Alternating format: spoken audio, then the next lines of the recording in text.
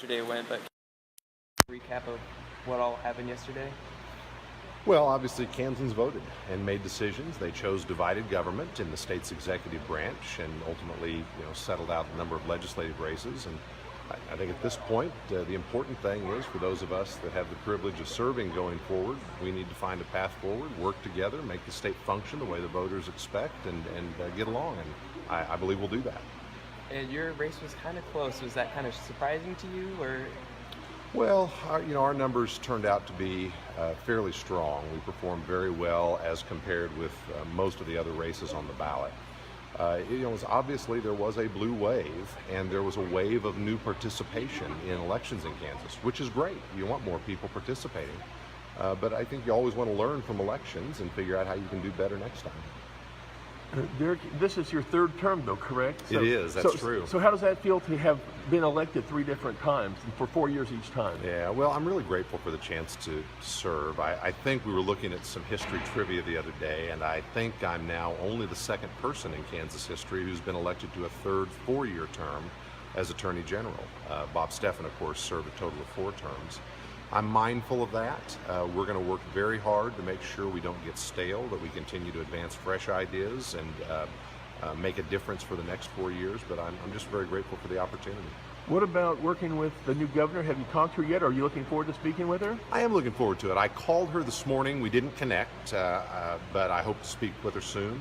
My message is going to be, obviously I know Laura. We've known each other since the 1990s, before either of us was in public office. We served together in the Kansas Senate.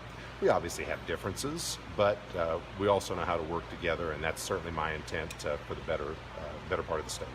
One last question. Tell me a little bit about Vic Braden, a little bit what he means to your office, and also some of the challenges that you've kind of weathered after having depletion of staffing over the last year or so, and how's your office doing now, and where do you see yourself going at this point? Sure. The AG's office is doing great. Vic Braden's a terrific fella. He is both the commanding general for the 35th Infantry in his military life, and in his civilian life, he is the Deputy Attorney General in charge of our Criminal Litigation Division. So 2 very important jobs. We rely on him. We are glad he's back from his year-long deployment to the Middle East on the military side. And we're counting on his experience and seasoning to make sure that the division does the things it needs to be doing. It's always hard when somebody in your organization, especially at a senior level, is gone for an extended period. That's just a reality of the world that we live in, with increasing deployment rates for soldiers in the Guard and Reserve.